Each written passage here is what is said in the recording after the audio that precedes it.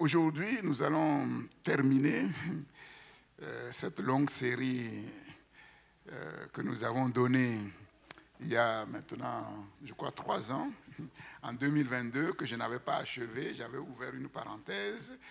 Et comme c'est le Seigneur qui conduit toutes choses, c'est là maintenant que je vais fermer cette parenthèse. Le thème, c'était atteindre le sommet de la montagne de Dieu pour atteindre notre propre sommet.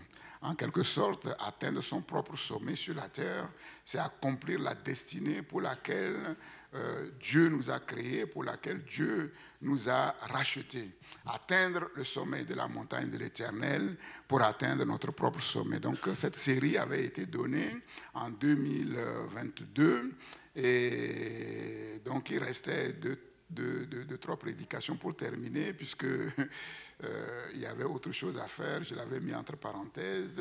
Et donc, aujourd'hui, ce sera la suite et la fin. Le dimanche dernier, le titre de notre message, c'était « Vaincre les géants qui se dressent sur le chemin de notre destinée ».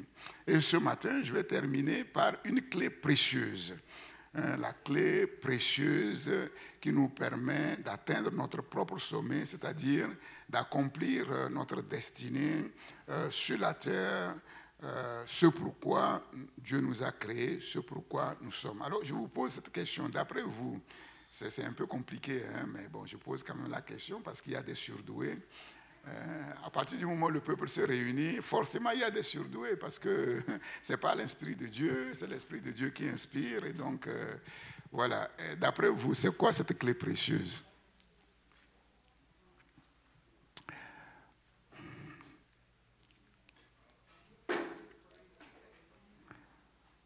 Oui, une clé précieuse pour l'accomplissement de notre destinée. Nous avons vu beaucoup de choses, hein. Je ne peux pas rappeler tout ça, tout ce qu'on a vu. Nous avons vu beaucoup de choses.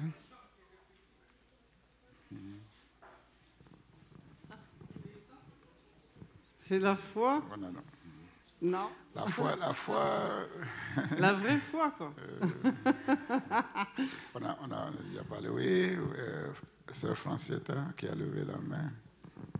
Bon, c'est vrai que c'est un peu difficile parce qu'il faut avoir toute la suite des différents messages.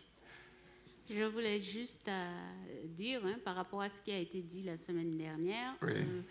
Avec Dieu, nous ferons des exploits. Ben, ça a déjà été vu la semaine dernière. Donc, c'est pas la dernière. En quelque part, je dirais, oui. Avec Dieu. Maintenant, en suite logique, par rapport au fait du message du dimanche dernier, avec Dieu, nous ferons des exploits. D'après vous, vraiment, qu'est-ce que Dieu attend de nous, ou qu'est-ce qui permet à Dieu de nous donner de faire des exploits? C'est vraiment cette clé. Nous confier en lui, lui abandonner totalement notre vie afin d'entrer dans ce qu'il a pour nous. C'est pas tout à fait ça. C'est pas tout à fait ça.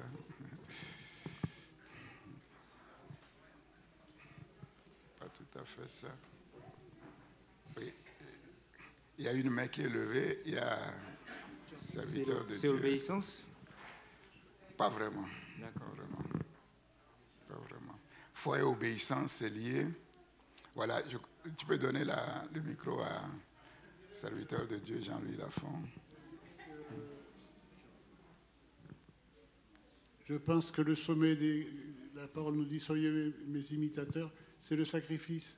Est-ce qu'on est rentré dans cette dimension d'être prêt à se sacrifier comme lui l'a fait? C'est très bien, tu te rapproches grandement. Mais il faut lâcher le mot. Il y a un mot qui doit être là, mais sinon c'est très bien. Il y a un mot qui est lié justement un peu au sacrifice. La sanctification? Non, la sanctification, c'est général en fait.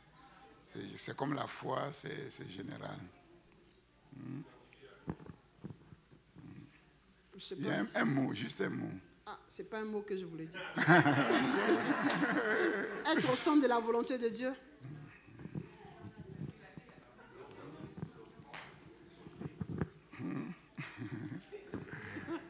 Je pense que c'est le renoncement à soi-même pour le C'est suivre. bien, ça se rapproche. Voilà. Mais il y a un mot qui, parce que le renoncement, le sacrifice, bon, on est habitué à ces termes, oui, Maria. Moi, j'ai dit l'amour, l'attachement à Dieu. Non. Ça fait partie, mais...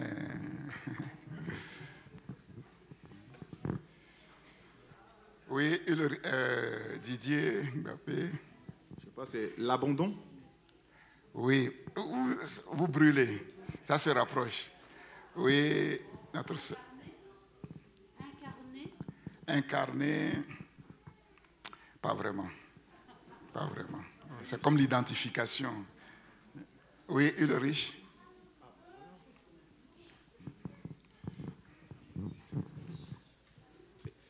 Je pense à l'engagement. Ah, bravo. Super. Voilà, j'ai dit, il y a des surdoués ici. L'engagement. L'engagement. L'engagement. Voilà. L'engagement. Maintenant, vous avez trouvé le mot. Vous pensez qu'on va lire dans quel livre? La semaine dernière, personne ne pensait qu'on allait trouver, mais la sœur Louise a trouvé. Alors, vous pensez qu'on va lire dans quel livre?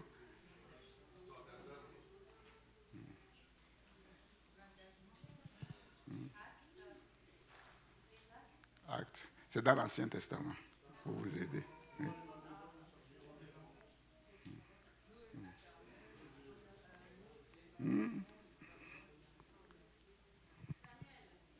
Non.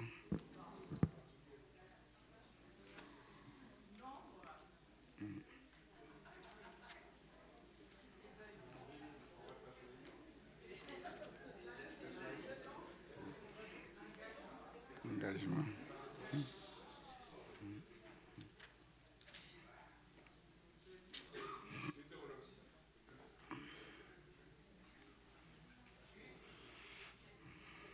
Ancien Testament.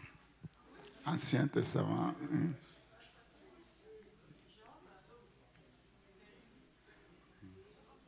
1 Chroniques 7, verset 14. Qu'est-ce que j'ai pas entendu? Tu as dit quoi? Quoi, non? Chroniques 7, verset 14. Ça, c'est la prière.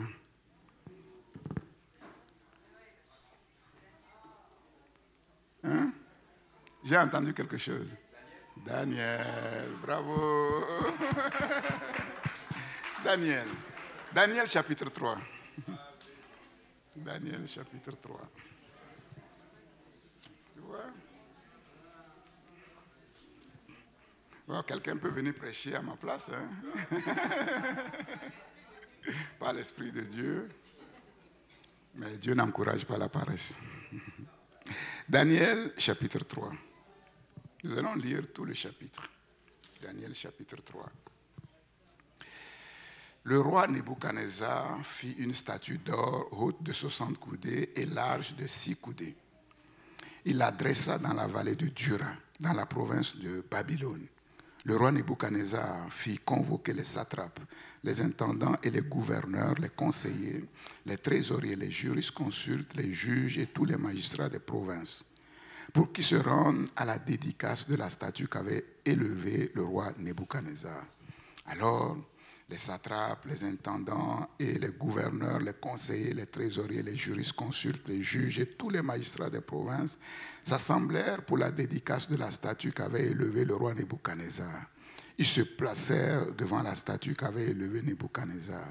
Un héros cria à haute voix, « Voici ce qu'on ordonne, peuple, nation, hommes de toute langue. Au moment où vous entendrez le son de la trompette, du chalumeau, de la guitare, de la sambuc, du psalterion, de la cornemuse et de toutes sortes d'instruments de musique, vous vous prosternerez et vous adorerez la statue d'or qu'a élevée le roi Nebuchadnezzar. Quiconque ne se prosternera pas et ne l'adorera pas sera jeté à l'instant même au milieu d'une fournaise ardente. C'est pourquoi, au moment où tous les peuples entendirent le son de la trompette, du chalumeau, de la guitare, de la sambuc, du psalterion et de toutes sortes d'instruments de musique, tous les peuples, les nations, les hommes de toute langue se prosternèrent et adorèrent la statue d'or qu'avait élevée le roi Nebuchadnezzar. Verset 8. À cette occasion, et dans le même temps, quelques Chaldéens s'approchèrent et accusèrent les Juifs. Ils prirent la parole et dirent au roi Nebuchadnezzar, « Ô roi, vis éternellement.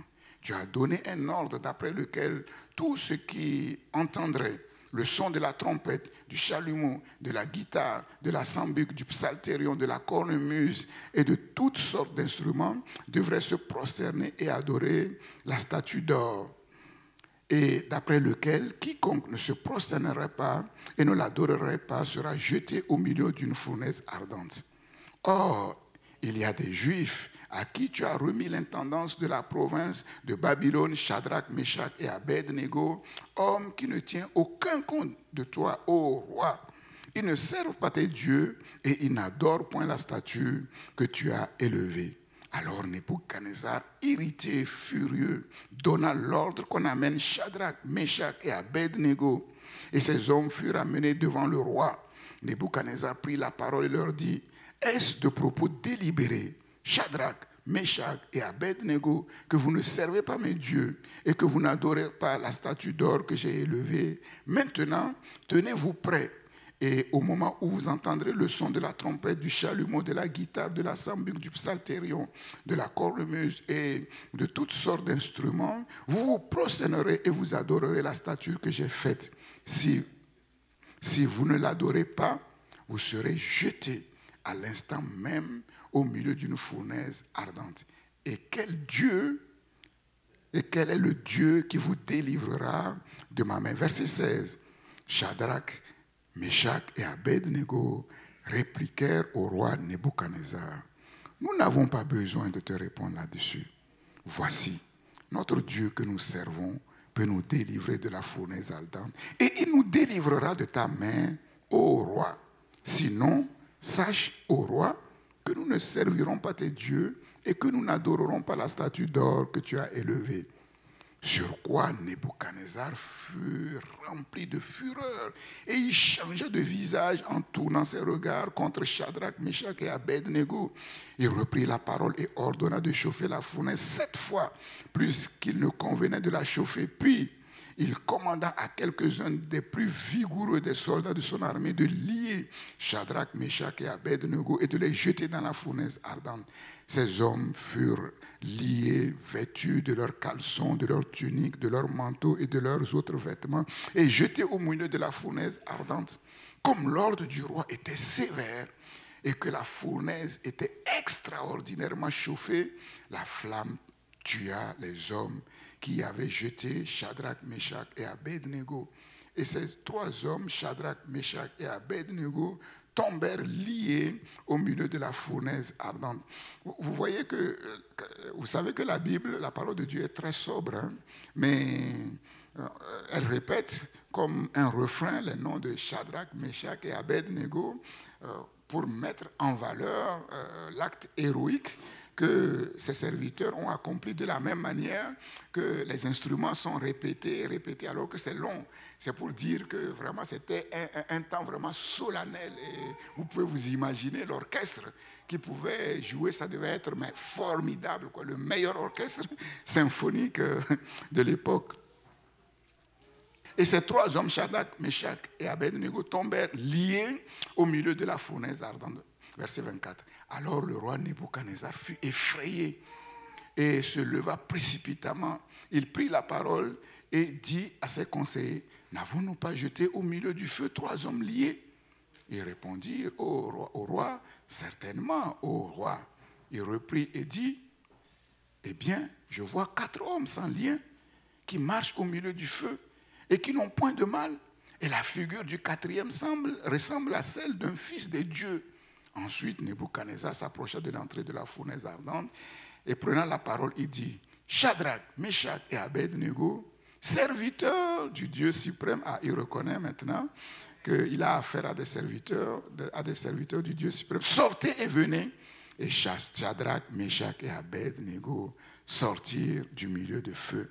Les satrapes, les intendants, les gouverneurs et les conseillers du roi s'assemblèrent. Ils virent que le feu n'avait eu aucun pouvoir sur le corps de ces hommes, que leurs cheveux n'avaient pas été brûlés, que leurs caleçons n'étaient point endommagés et que l'odeur du feu ne les avait même pas atteints. Donc, ils ont senti leurs vêtements.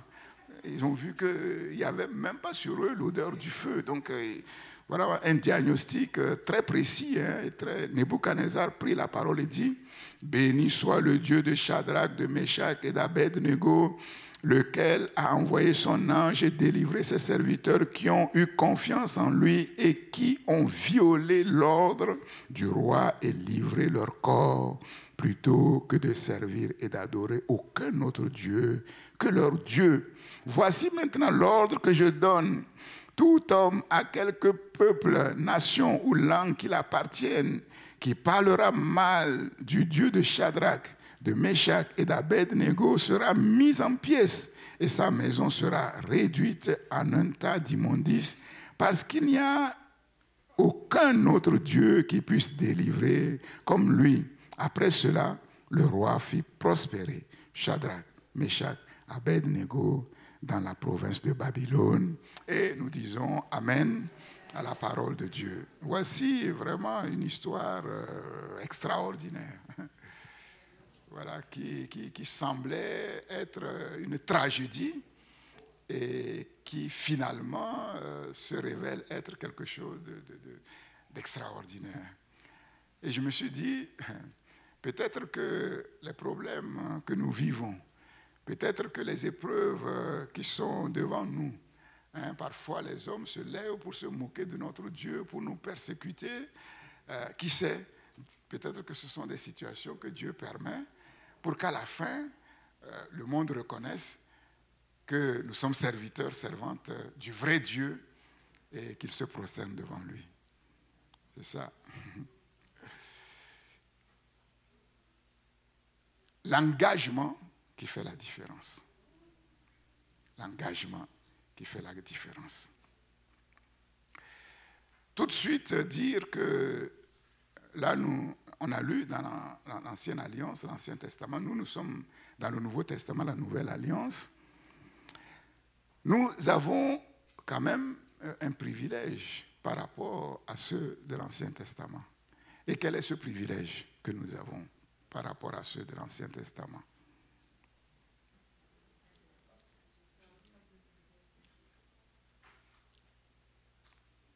Quel est ce privilège? Quelle est la différence fondamentale entre l'Ancien Testament et le Nouveau Testament?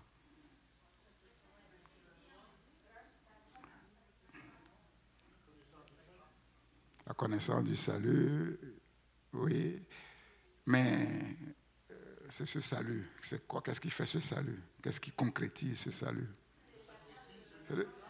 C'est qu'eux, ils vivaient un peu dans l'attente. Et comme j'aime à le dire, ils ont été sauvés à crédit. Ils ont été sauvés à crédit. En vue d'un paiement à venir, de la rançon. Le sacrifice n'a pas eu lieu. L'engagement de tous les engagements n'avait pas encore eu lieu. Le sacrifice de tous les sacrifices n'avait pas encore eu lieu. Mais par anticipation, parce qu'ils ont mis leur foi dans la parole de Dieu et dans l'annonce de ce sacrifice qui allait venir, Dieu a fait quelque chose d'extraordinaire. L'engagement qui fait la différence. Un tel engagement est la conséquence directe de l'œuvre du Christ en nous. L'œuvre fondamentale du Christ en nous qui produit la mort à soi, le renoncement à soi, qui sont les conditions de la victoire sur l'instinct de survie, sur le déterminisme dont j'ai parlé dimanche dernier, le déterminisme fatal à tout être humain. L'instinct de survie, le déterminisme, c'est l'arme fatale du diable. Le diable dit à Dieu par rapport à Job, attends, tu as touché ses richesses, tu as touché à ce qui lui appartient, mais extérieur à lui. Mais moi je sais, je suis convaincu que si tu touches à sa vie, il te maudira en face. Et je vous ai dit, il s'est trompé. C'est un menteur qui finit par se mentir à lui-même. Il était convaincu. Dieu dit, ok, touche à sa chair. Il a touché à sa chair et Job n'a pas maudit Dieu. En fait, notre grand combat dans la destinée se trouve là. Se trouve là. Si vous regardez bien, on voit que Dieu a fait des promesses, la parole de Dieu est vraie, la parole de Dieu est certaine, et on lutte pour pouvoir attraper ce que Dieu nous a donné. Dieu a des projets merveilleux pour nos vies, et on lutte pour voir ces projets s'accomplir. Mais on a l'impression qu'il y a une inertie. Il y a quelque chose qui nous empêche vraiment d'aller directement prendre. Il y a un obstacle de taille. Et cette inertie, comme je vous l'ai dit, c'est ce que les philosophes appellent le déterminisme, l'instinct de survie. L'instinct de survie. C'est le verrou qui bloque notre destinée et qui doit sauter. Et qui doit sauter. C'est quoi le déterminisme? Le déterminisme, c'est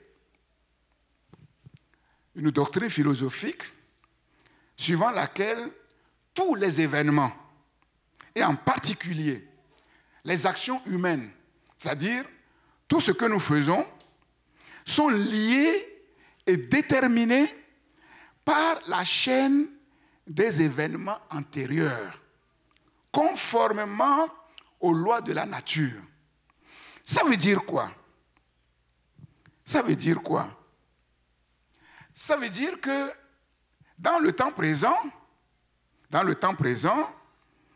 les actions que nous faisons sont liées et déterminées par des actions passées et qui parfois nous empêchent d'atteindre certains buts. Nous nous combattons pour arriver à la victoire et au succès, mais il y a quelque chose qui combat pour nous amener à l'échec. Et si nous regardons, nous défilons les événements, nous allons arriver à la source du déterminisme. Dieu ne nous a pas créés pour l'échec. Dieu nous a créés pour le succès. Mais il y a eu un événement qui est venu entre-temps qui nous a fait dévier du but. Qui nous a fait dévier du but de la victoire. Et cet événement, c'est quoi? C'est le péché. C'est le péché. Et à partir de là, cet événement agit sur tous les événements pour orienter l'homme vers l'échec. Et la Bible dit que nous avons hérité de nos pères la vaine manière de vivre. La vaine manière de vivre. Et ce déterminisme, on pourrait dire, c'est cette inertie, l'instinct de survie qui fait que on a de la peine à mettre toute notre confiance en l'Éternel quand notre propre vie est en jeu. Quand notre propre vie est menacée. Il y a quelque chose en nous qui dit non. Préserve d'abord ta vie et ensuite tu verras comment tu vas marcher avec ton Dieu. Mais est-ce que ça peut marcher? Non. Non. Dieu dit, mets ta confiance en moi et moi je vais préserver ta vie. L'instinct de survie dit non. Si tu suis ça, il y a un grand risque. Tu risques de mourir. Parce que qu'est-ce qui te dit que la parole que tu as entendue vient de Dieu? Et si elle vient de Dieu, qu'est-ce qui te dit qu'entre-temps, Dieu ne va pas changer d'avis? Les raisonnements humains. Les raisonnements humains. Shadrach, Meshach, Abednego se sont nettement démarqués dans leur génération. Comment? Par leur engagement. Par l'engagement. cause, je vous ai dit, avec Dieu nous faisons des exploits. Avec Dieu nous faisons des exploits. Si nous vivons pour la cause de Dieu, si nous vivons pour le but de Dieu, c'est sa gloire qui doit être manifestée. Pour quelle cause ces jeunes gens se sont-ils engagés au péril de sa vie? La cause de leur Dieu, qui malheureusement était mis au même rang que les faux dieux babyloniens. Dieu était mis au même rang que les faux dieux babyloniens. Et ces hommes ont dit non, ça ne peut pas être ainsi. Pour quel but? Restaurer la gloire de Dieu, l'image de Dieu bafouée au profit des idoles. Au profit des idoles.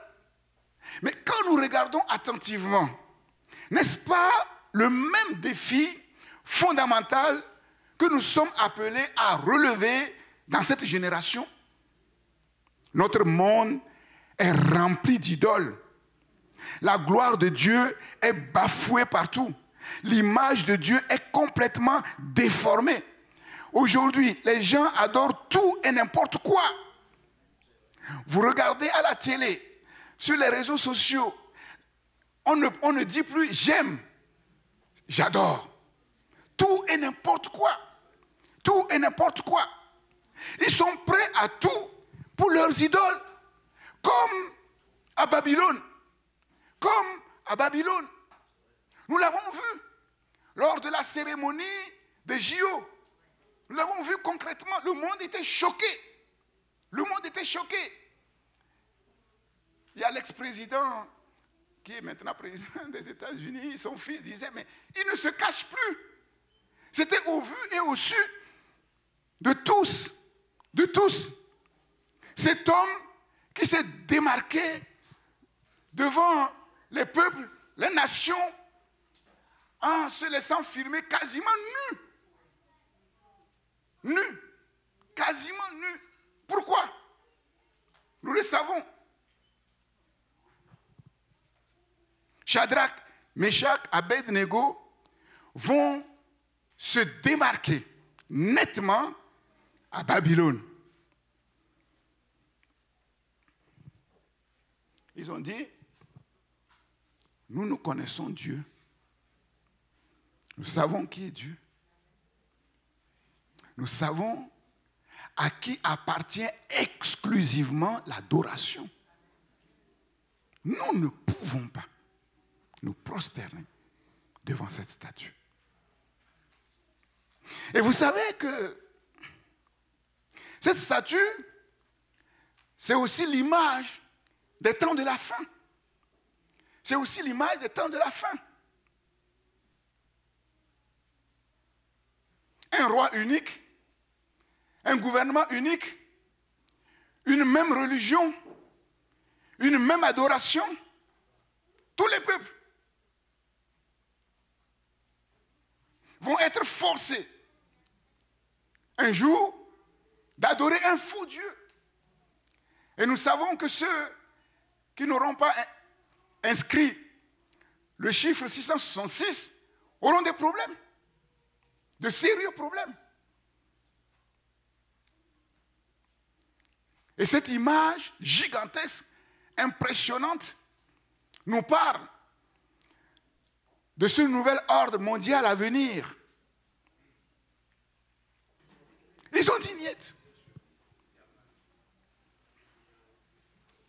Bien sûr, la nouvelle ne va pas tarder à venir aux oreilles du roi. C'était pour quelques-uns une aubaine qui était remplie de jalousie à cause des privilèges qui avaient été accordés à ces gens, à cause de l'excellence de leur éminence.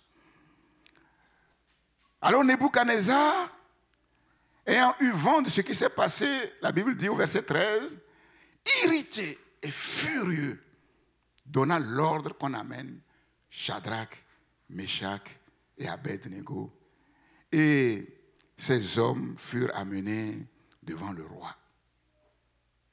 Leur engagement était une pure folie. Aux yeux du roi, des peuples, des nations, des hommes de toutes langues qui étaient là. C'était une pure folie. Nebuchadnezzar ne pouvait pas croire ce que ses oreilles ont entendu et ce qu'il pouvait voir. Des étrangers, des esclaves qui ont bénéficié de ses faveurs, de sa miséricorde, de sa bienveillance. Il leur a accordé le privilège de s'asseoir dans la cour des grands.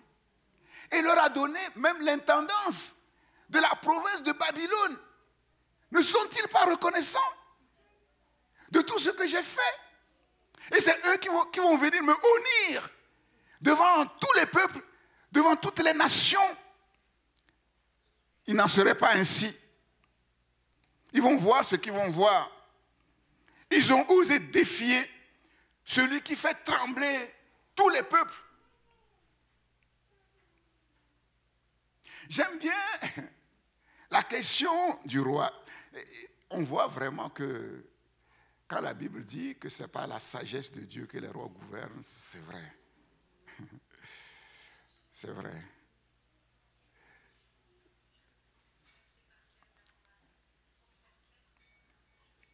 Qu'est-ce qui parle?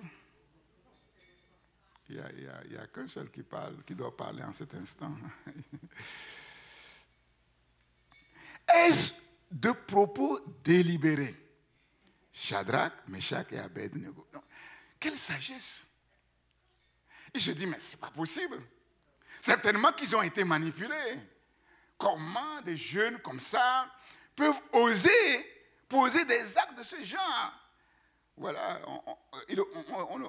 on se serait attendu qu'il va sauter sur eux, et puis non, il va prendre soin d'être sûr que ce qu'il a entendu, ça vient d'eux, personne ne les a manipulés.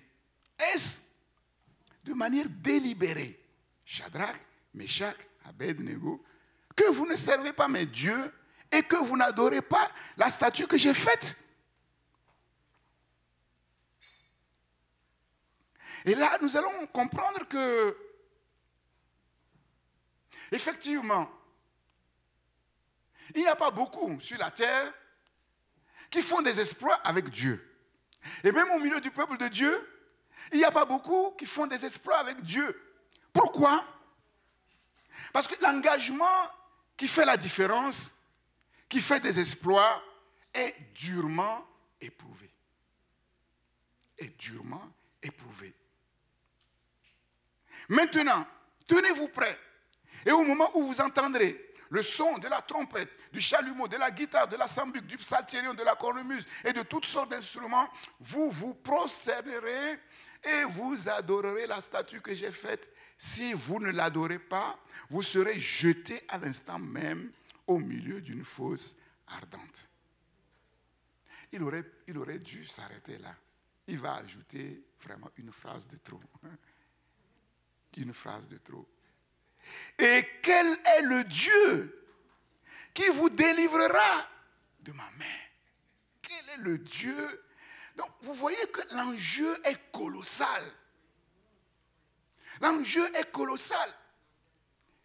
Parfois, le monde ne veut pas de notre Dieu parce que le monde a fait allégeance à d'autres dieux. Mais le problème, c'est que ces faux dieux agissent en leur faveur et ça marche.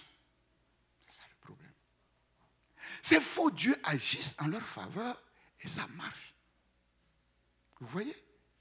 Donc c'est compliqué. Comment tu vas aller évangéliser quelqu'un qui adore un faux dieu? Ça marche. Et qui est plus élevé que toi? Qu'est-ce que tu vas lui dire? Moi, je suis confronté à ça. La plupart des relations que j'ai dans mon pays sont très hauts. Hein? Ils sont très haut placés. Mais je sais qu'ils ne connaissent pas le vrai Dieu. Mais ils sont très élevés. Ils sont riches. Ils ont les moyens. Qu'est-ce que tu vas venir leur dire? Que tu n'es pas dans la vérité? Ils vont te dire, mais attends, tu me racontes quoi? Mais le Dieu que je sers, je peux te montrer la preuve que c'est le vrai Dieu. Il m'a élevé, il m'a donné un poste élevé. Qu'est-ce que tu vas lui dire? Qu'est-ce que tu vas lui dire? Tu vas lui dire, Dieu est bon.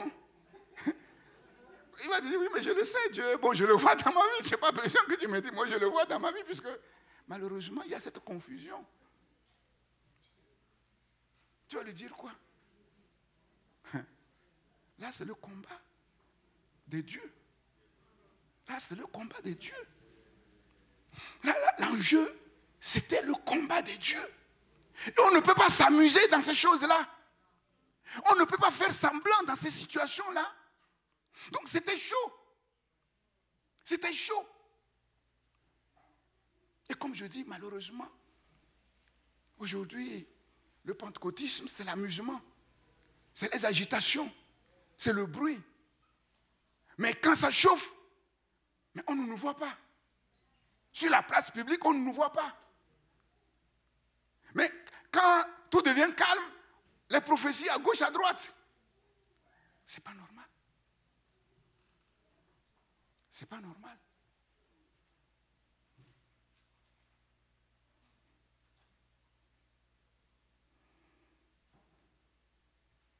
Quel est le Dieu qui vous délivrera de ma main? S'il y a un Dieu qui est capable de vous délivrer de ma main, alors moi aussi, je viendrai me prosterner devant lui. C'est ce que ça veut dire. Donc, si ces gens-là ne croient pas, ils nous mettent au défi, et nous ne sommes pas capables de montrer que notre Dieu est plus grand que leur Dieu, nous n'avons rien à dire. Et s'ils se perdent, c'est à cause de nous. C'est à cause de notre superficialité, à cause de notre manque de profondeur. Parce que nous ne sommes pas dans la dynamique de l'engagement qui doit faire la différence. Et si nous sommes engagés, comme la Bible dit que nous sommes engagés, nous devons faire la différence dans cette génération, d'une manière ou d'une autre. Sinon, tais-toi, assieds-toi et cache-toi. Parce que sinon, mais notre Dieu sera encore plus ridiculisé. On l'a vu en Côte d'Ivoire. Au vu au sud de tous, les prophéties se sont levées. Et puis à la fin, les musulmans ont dit, mais le Dieu des musulmans est plus grand. Parce que celui qu'on a élevé en disant que le vrai Dieu va le lever, il n'est pas passé. Qu'est-ce que vous allez dire? Et ce qui est terrible, normalement, après cet épisode, toute la nation devait pleurer. Les chrétiens devaient pleurer en disant, mais ce n'est pas possible. Seigneur, pardonne-nous. Après, on a oublié, rebelote, ça a recommencé comme s'il n'y avait rien. Ce n'est pas normal. Nous ne pouvons pas accepter des choses comme ça. Ce n'est pas normal.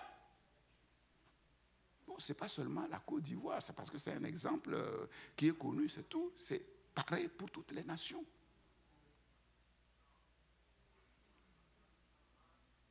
Aujourd'hui, au Togo, les autorités ont décidé de geler l'ouverture de nouvelles églises. On ne peut plus ouvrir une église aujourd'hui au Togo parce qu'il y a un désordre pas possible. Il y a un désordre pas possible. Et quel est le Dieu qui vous délivrera de ma main? L'engagement avec Dieu, c'est tout ou rien. Toute notre vie, notre sécurité, nos biens, notre identité, notre famille, tout est en jeu. Tout est en jeu. L'engagement avec Dieu nous coûte tout. Parce qu'en retour, Dieu nous donne tout. Et bien plus. Si nous avons la foi. Si nous avons la foi. Si nous n'avons pas la foi, Dieu nous prend tout pour rien. Et nous voyons, l'histoire nous montre que c'est complètement faux. Complètement faux. C'est une situation que Dieu a permise, un bras de fer que Dieu a permise pour révéler à toutes les nations qui étaient rassemblées, à tous les peuples qui étaient rassemblés, qu'il y a un Dieu souverain qui est au-dessus de tous les dieux. au-dessus de tous les dieux. Ce n'était pas pour embêter ses serviteurs. Ce n'était pas pour ridiculiser ses serviteurs. Le but, c'était de les honorer, de révéler leur vraie identité, qui ils étaient en vérité. Qui ils étaient en vérité.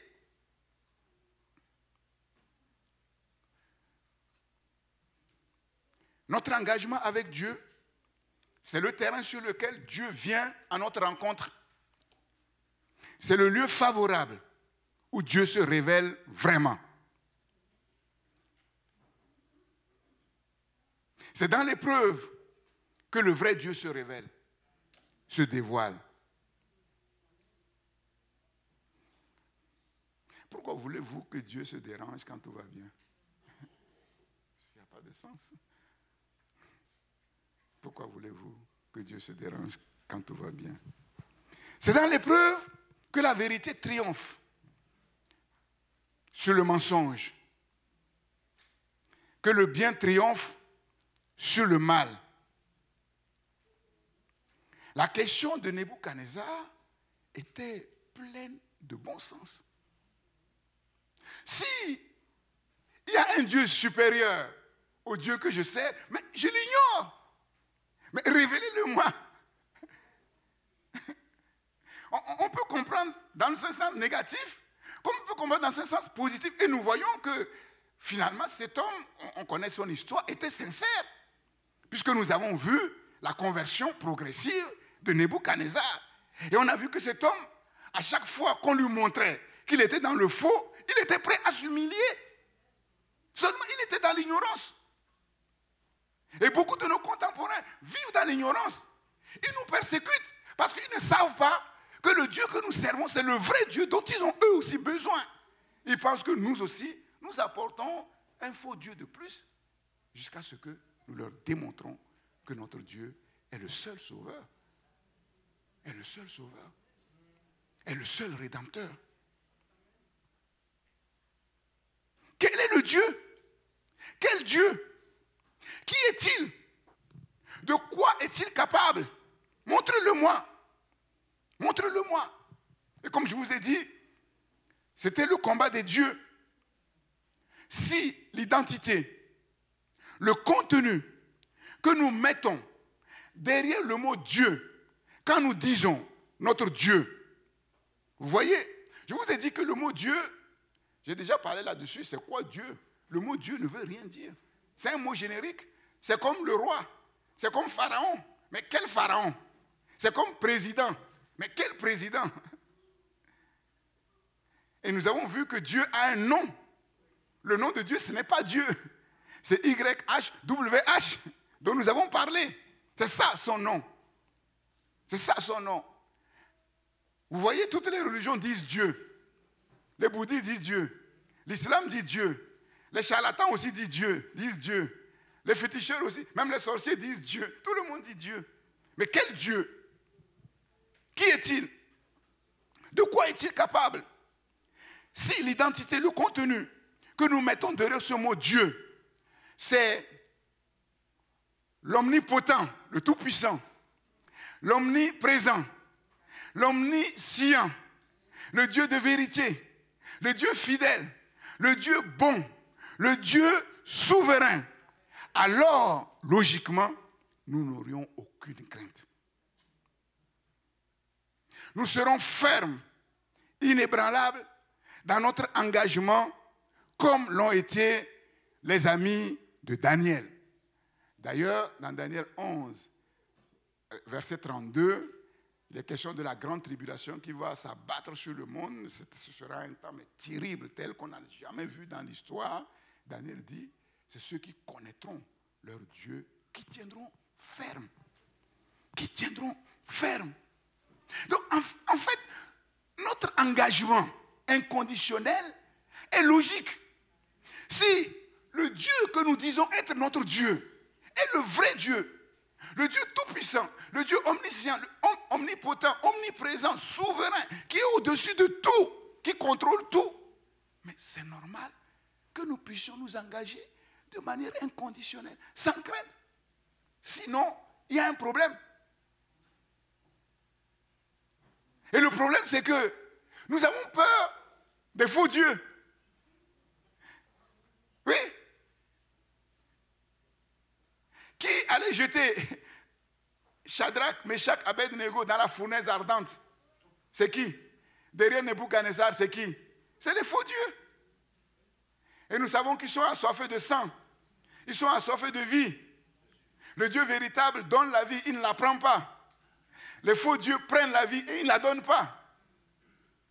Donc si nous avons peur, nous craignons pour notre vie, c'est que nous croyons que les faux dieux qui prennent la vie sont plus forts que notre Dieu. Ce n'est pas possible.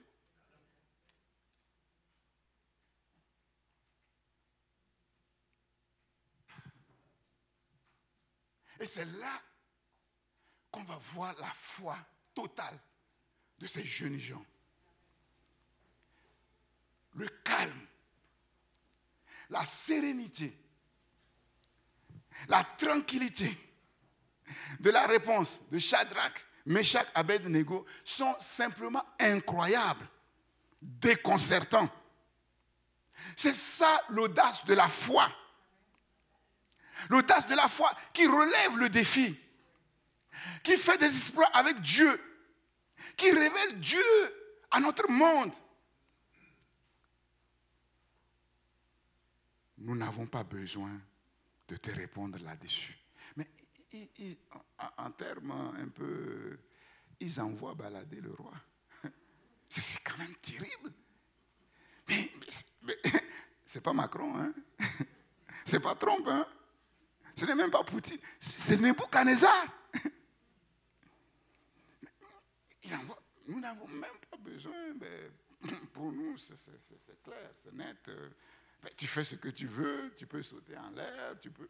Nous, notre décision, elle est prise, elle est ferme, irrévocable. Voici, notre Dieu que nous servons peut nous délivrer de la fournaise ardente. Leur crainte, ce n'est même pas la fournaise ardente. Ils n'ont pas dit, vous allez voir ce que vous allez voir. Vous avez appris, si c'est la vérité, moi, avec les réseaux sociaux, je me méfie grandement. Il paraît qu'il y a un pasteur qui a défié, qui a lancé un défi, qu'on le jette à la fosse au lion. Vous avez entendu ça? C'est faux. Ah, voilà. C'est pour ça que... Voilà, un peu comme, vous vous souvenez, en son temps, il y avait la fausse résurrection du pasteur, où la vidéo ont circulé, après on a vu que c'était un montage. Hein. Ah, c'est faux. Mais le problème, c'est qu'aujourd'hui, on ne sait pas ce qui est vrai et ce qui est faux. C'est terrible, quoi, en fait. C'est la folie. C'est la folie. Ah ouais, c'est vraiment la folie. Donc déjà, le diable a gagné beaucoup de points là. Beaucoup de points. Ils n'ont pas dit, vous allez voir ce que vous allez voir. Mais notre Dieu, là, jetez-nous dans le... On ne va pas mourir, on ne va pas être... Non. Notre Dieu peut. Il est capable, il est tout puissant. Aujourd'hui, les pentecôtistes disent, non, on ne va pas nous jeter. Ceux qui vont venir nous jeter là, ils vont cramer tout de suite, on va envoyer le feu fire. Mais c'est ça la prière des pentecôtistes. Hein? Je vous le dis franchement. Les gens se plaignent dans les rues, hein, à Lomé, que les pentecôtistes font trop de bruit. Nous-mêmes, notre villa est adjacente à une église. Mais si vous voyez le boucan qu'ils font, c'est incroyable. Si vous allez leur dire, s'il vous plaît, baissez un peu. Hey, Seigneur, tu vois ces ennemis-là, envoie le feu. Mais alors que ceux qu'ils doivent d'abord gagner, c'est leurs voisins. C'est leurs voisins.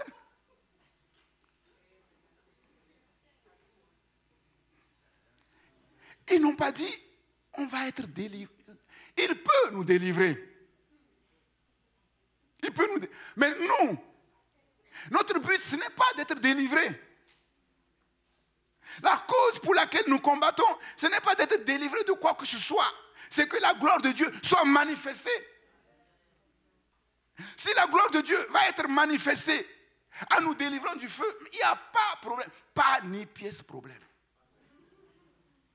Mais si ce n'est pas sa gloire, il va nous délivrer quand même. On est délivré de combien de manières? Deux manières. Comment? Quand je traverse la vallée de l'ombre de la mort, je ne crains aucun mal. Bâton est à vous. On peut être délivré comment? Quand on traverse la vallée de l'ombre de la mort. Une délivrance temporaire, c'est-à-dire ne pas mourir, et une délivrance définitive en passant par la mort. Le dernier ennemi qui va être vaincu pour qu'on soit délivré, c'est la mort. De telle manière que nous, on ne craint pas la mort. Nous savons ce que c'est que la mort. C'est ceux qui ne savent pas ce que c'est que la mort, qui tremblent devant la mort. Moi, je ne tremble pas. Moi, je suis prêt, je vous dis franchement. Moi, je suis prêt. Si Dieu dit, aujourd'hui, je vais partir, je dis, Seigneur, je vous ai dit dimanche dernier, tout homme doit mourir un jour.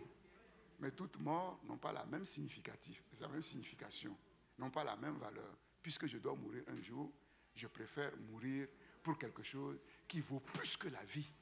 Et cette chose qui vaut plus que la vie, c'est la gloire de Dieu. C'est la gloire de Dieu. Et je vous ai dit que quand je vais mourir, gare à celui qui va pleurer sur moi. Surtout si je meurs avec le Seigneur.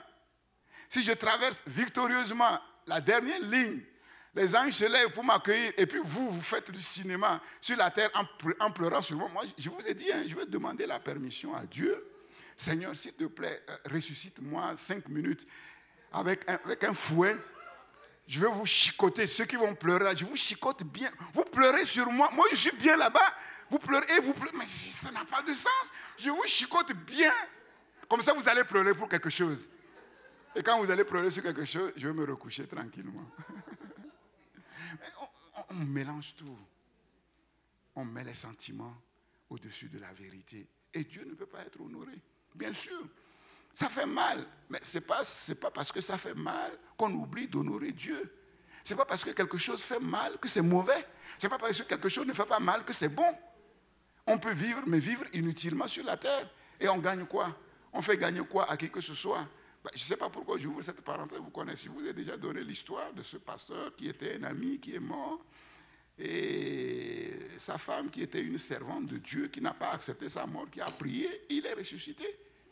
Et il lui a dit, mais chérie, est-ce que vraiment, pendant tout le temps on a vécu, est-ce que vraiment j'ai fait quelque chose qui n'est pas bien, je n'ai pas été un bon mari, Il a dit, non, tu as été un bon mari, tu as été un bon père. Il dit, mais si j'ai été un bon mari, j'ai été un bon père, pourquoi tu demandes que je revienne? Sa femme lui dit, mais attends, tu me laisses avec les enfants, il y a l'église qui est là, parce qu'il était pasteur de la plus grande église de Lomé. C'est lui qui a été l'artisan du réveil à Lomé. Il y a l'église, il y a les enfants. Il regarde et il dit, si Dieu ne peut rien faire pour mes enfants, si Dieu ne peut rien faire pour son église, tu crois que moi, homme ressuscité, je vais faire quelque chose? Et comme c'était une femme spirituelle, elle a compris que son temps était fini. Elle a dit, Seigneur, reprends ton serviteur. À peine elle a fini de pleurer, il ferme ses yeux et il s'en va. Mais c'est ça. C'est ça. On peut pleurer sur quelqu'un s'il meurt prématurément. Si ce n'est pas le plan de Dieu, s'il ne meurt pas dans le Seigneur. Maintenant, s'il meurt dans le Seigneur, bien sûr, comme j'ai dit, ça fait mal. Ce n'est pas parce que tout ce qui te fait mal, tu vas pleurer. Bon, maintenant, il y a pleurs et pleurs. Il y a pleurs et pleurs. Maintenant, si tes pleurs disent, ah Seigneur, quand même, voilà, oui, non, devant Dieu ne comprend pas ça. Seigneur, console-moi, c'est vrai, c'est difficile, il y a un vide affectif qui est laissé, c'est vrai, et puis ce n'est pas le dernier qui va partir. Hein. Voilà, tant qu'on est sur cette terre, voilà, il faut être préparé à ça. C'est pas un lot à quelqu'un, c'est pour nous tous pareil. Un jour, on va partir, donc il faut être prêt. Bon. Hein? Tôt ou tard, oui. Moi, je préfère mourir pour quelque chose qui vaut la peine. Et quand je dis, ce n'est pas des paroles en l'air, hein, je vous ai dit l'épreuve que j'ai vécue. J'ai été opéré à cœur ouvert, 10 heures d'opération, et Dieu m'a dit, si je ne le connaissais pas, je mourrais. Et avant l'opération, je vous ai dit, j'étais en jeûne et prière.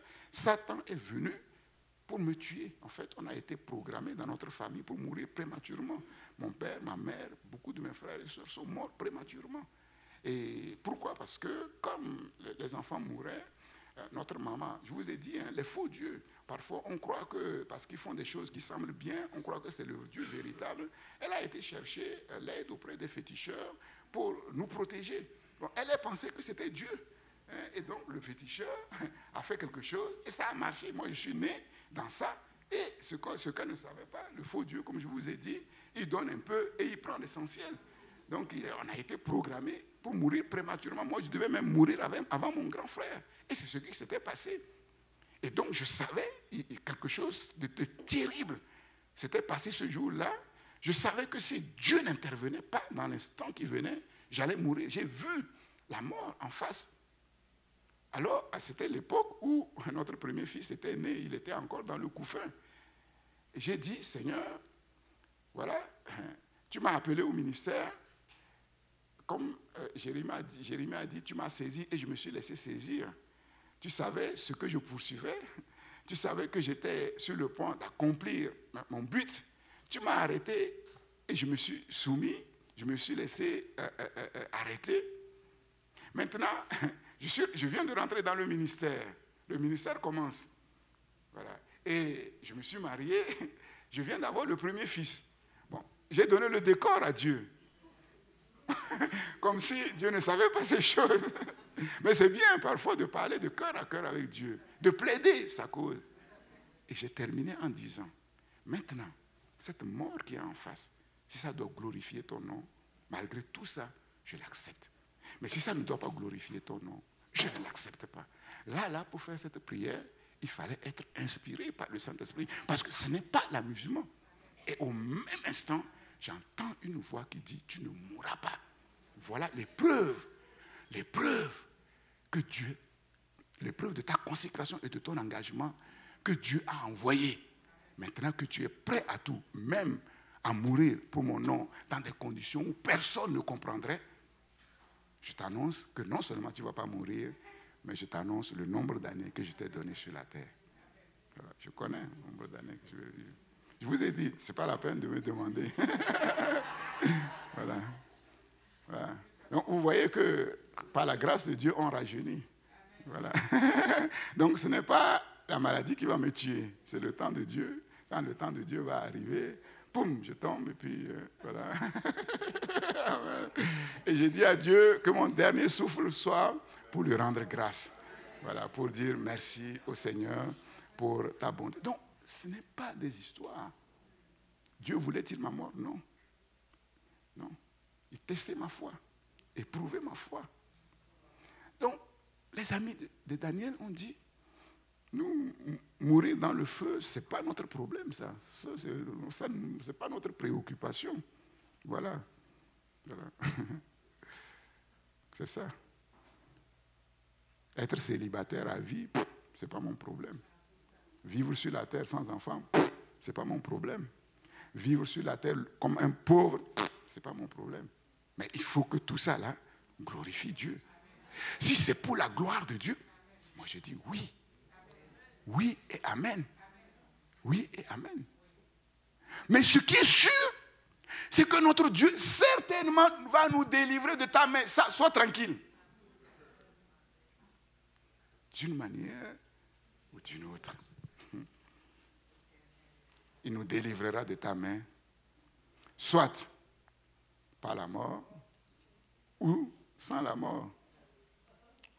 Ô roi, avec beaucoup d'humilité, de soumission, mais en lui envoyant la vérité en face.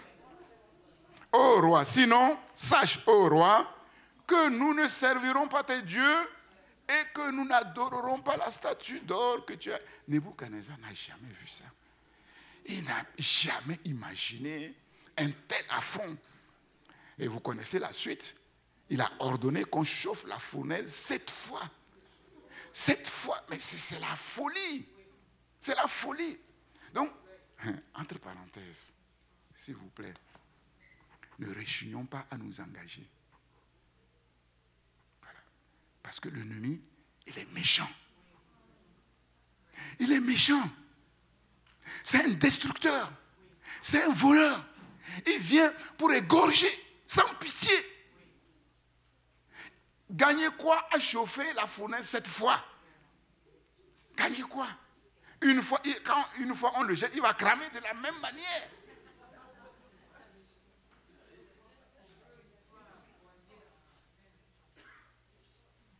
Comme il a été honni aux yeux de tous, il veut montrer que là, il est en train de reprendre la main. De telle manière que ceux-là, les vaillants, il va choisir les vigoureux qui ont chauffé, c'est eux qui vont mourir.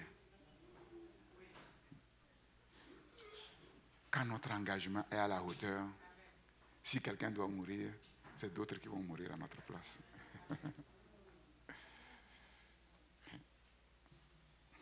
Cette fois, Dieu est amour. J'espère que tu le sais, que tu es convaincu. Est-ce que tu crois vraiment que quelqu'un qui t'aime vraiment va vouloir ton mal? C'est pas possible. C'est pas possible. Même sur la terre, méchants que nous sommes, nous savons quand même faire un peu du bien à ceux que nous aimons. Tu ne peux pas, à moins que ton amour ne soit pas sincère. Si tu aimes quelqu'un, ce n'est pas possible de lui vouloir le mal. Dieu est amour. Faire le bien, donner, se donner sans crainte, sans restriction, pour sa cause, comme le Christ l'a fait, ce sont des actes qui découlent simplement de l'amour de Dieu. C'est la preuve que nous connaissons ce Dieu d'amour. Et le choix que nous faisons de nous engager sans restriction, et parfois au péril de nos vies, en vérité, c'est le choix pour le bien. Celui qui voudra sauver sa vie la perdra. C'est le choix pour le bien. C'est le choix pour la vie. Deutéronome 30, je le lis pour vous, versets 19 à 20. J'en prends aujourd'hui à témoin contre vous le ciel et la terre. J'ai mis devant toi la vie et la mort, la bénédiction et la malédiction. Choisis la vie, afin que tu vives, toi et ta postérité, pour aimer l'Éternel ton Dieu, pour obéir à sa voix et pour s'attacher à lui. Car de cela dépendent ta vie et la prolongation de tes jours. Et c'est ainsi que tu pourras demeurer dans le pays que l'Éternel a juré de donner à tes pères, Abraham, Isaac et Jacob, Deutéronome 30, versets 19 à 20. Choisir la vie, c'est de s'engager sans aucune restriction pour la cause de Dieu. Contrairement à ce qu'on peut penser. C'est cela le paradoxe de la foi. Quelle image avons-nous de notre Dieu? Quelle vision avons-nous de notre Dieu? Si notre vision de Dieu, c'est le Dieu bon, et quand on dit que c'est le Dieu bon, c'est peu de choses. En fait, Jésus a dit, c'est le seul qui soit vraiment bon. C'est le seul qui soit vraiment bon en tout temps, en tout lieu, en toutes circonstances. Si notre vision de Dieu, c'est ce Dieu-là, alors nous devons comprendre que ce Dieu veut que nous fassions le bien, c'est-à-dire sa volonté, sans nous soucier des conséquences, sans jamais abandonner, sans jamais baisser les bras, car ce Dieu bon sera toujours avec nous pour montrer qui il est réellement, c'est-à-dire le Dieu qui est au-dessus de tout Dieu. Le Dieu qui est au-dessus de tout Dieu. Verset 19. Ils ont été jetés dans la fournaise ardente avec leurs vêtements. Ils ont été liés et ils ont été jetés dans la fournaise ardente. Cette tribulation terrible, cette persécution sans nom, sont les conséquences de leur engagement. Notre engagement avec Dieu déclenche la tribulation, la persécution. Ceux qui veulent vivre pieusement en Christ seront persécutés. Persécutés. Le meilleur de Dieu, ce n'est pas de nous délivrer de l'épreuve. Ce n'est pas de nous éviter l'épreuve. Le meilleur de Dieu, c'est la démonstration de sa toute-puissance qui est toujours au service de son amour, au service du bien. Au service de son amour, au service du bien. On les a jetés dans la fournaise ardente. Nebuchadnezzar croyait que tout était réglé. Tout était réglé. Mais il se trompait grandement. Verset 24. Alors le roi Nebuchadnezzar fut effrayé et se leva précipitamment. Il prit la parole et dit à ses conseillers, n'avons-nous pas jeté au milieu du feu 3 hommes liés? C'est toi qui as ordonné. Et devant toi, tu as vu qu'on les a jetés. La preuve, c'est que quelques-uns de tes soldats qui ont travaillé à cette besogne ont été cramés. Oui, au roi, certainement. Le roi est effrayé de voir qu'au milieu du feu, il n'y avait pas 3 hommes, il y en avait 4. Et le 4e avait l'apparence d'un fils de Dieu. J'ai essayé d'imaginer la scène. Bon, ils étaient en train de parler. Moi, j'aurais dit, Seigneur, dresse une petite table là, comme dans le désert, en face de nos ennemis, là, ouvre un peu le champagne, tu vois, pour les énerver un peu, pour montrer que, voilà quoi. Ils étaient là, tranquilles. Ils parlaient. C'est fou, hein? Donc, toi, tu veux qu'on t'épargne ça. Tu ne veux pas l'épreuve. Tu ne veux pas de souffrance. Non, tu vois ce que tu passes à côté de quelque chose. Et si tu passes à côté de ça, tu ne sauras jamais vraiment qui est ton Dieu, qui tu es réellement. Jamais. Je te dis franchement. Vous savez, nous devons nous habituer. Il y a une chose à laquelle on doit s'habituer. On doit s'habituer à la souffrance. Parce que la vie est faite de souffrance. Faite de souffrance. Je me suis inscrit à une salle de gym, puis un jeune homme me dit, ici dans la salle, on vient pour souffrir. J'ai dit, mais une bonne souffrance. Tu vois, les gens savent qu'on ne peut pas arriver à quelque chose sans la souffrance, sans la discipline. Personne, je vous le dis franchement, personne n'arrivera à rien s'il veut toujours être épargné de la souffrance. De toute façon, ce n'est pas possible. Ce n'est pas possible. Tu vas tout faire pour éviter d'aller frapper à la porte de Madame Souffrance. C'est elle qui viendra frapper à ta porte d'une manière ou d'une autre. Donc, c'est se préparer de la meilleure manière pour faire face à la souffrance. De la meilleure manière. De la meilleure manière. La tribulation, le désert, ce n'est pas seulement le lot de quelques-uns sur la terre, ce n'est pas seulement le lot des enfants de Dieu, c'est le lot de tout le monde. Tout le monde.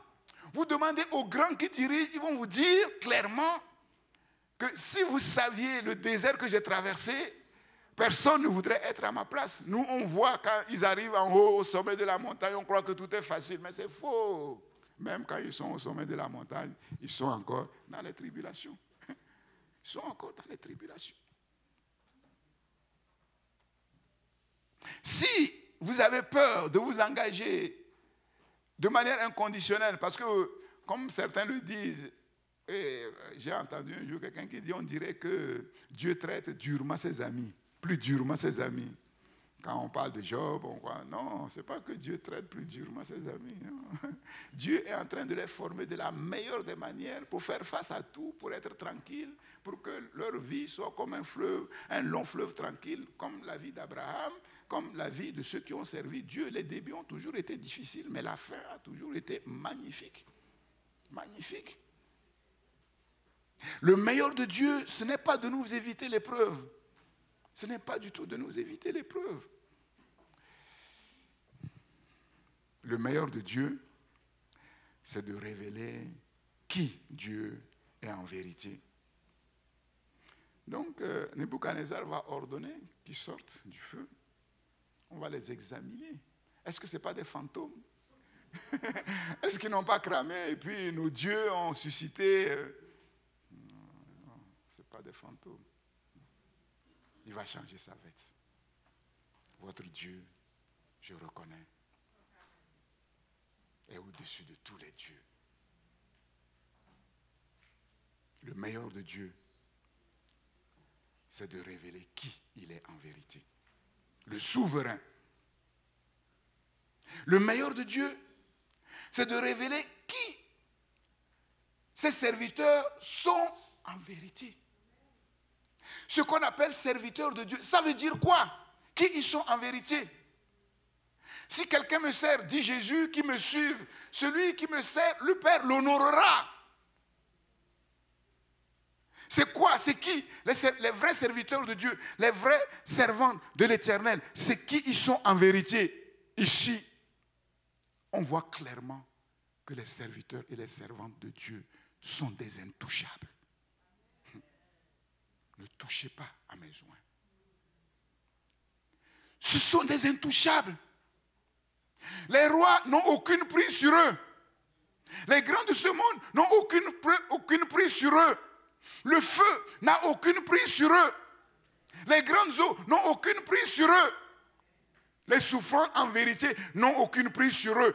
On a lu dimanche dernier, Jacques et Pierre disent de commun accord, quand vous êtes dans la souffrance, ne regardez pas ça comme quelque chose de bizarre, comme d'être dans une... Non, glorifiez le Seigneur, réjouissez-vous. Si nous pouvons être capables de nous réjouir même dans l'épreuve, même dans la souffrance, ça veut dire quoi? Ça veut dire que nous sommes des intouchables. Comment un intouchable peut craindre pour sa vie? La création attend avec un ardent désir la révélation des vrais fils de Dieu. Et ce jour-là, se sont révélés les vrais serviteurs de Dieu. Mais ils étaient plus que les serviteurs de Dieu. Ils étaient des fils de Dieu. Celui, le quatrième, avait l'allure d'un fils des dieux. Et Jésus a dit, la parole de Dieu qui vous a été adressée a dit, vous êtes des dieux. Vous êtes des dieux de peu inférieurs. Qu'est-ce que l'homme pour que tu te souviennes de lui et le fils de l'homme pour que tu prennes garde à lui? J'ai prêché là-dessus. Nous sommes des hommes, mais plus que des hommes. Nous sommes des dieux. Dieu est en nous.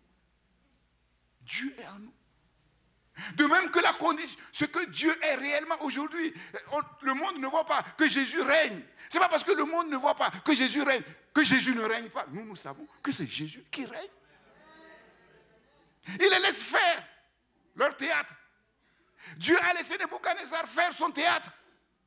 Et quand Dieu s'est levé, Nebuchadnezzar l'a bien fermé. Et il est descendu du piédestal. Il est un homme de la même nature que toi, que moi, que toi, que moi. Les filles de Dieu ont été révélées grandement devant les peuples, devant les nations réunies.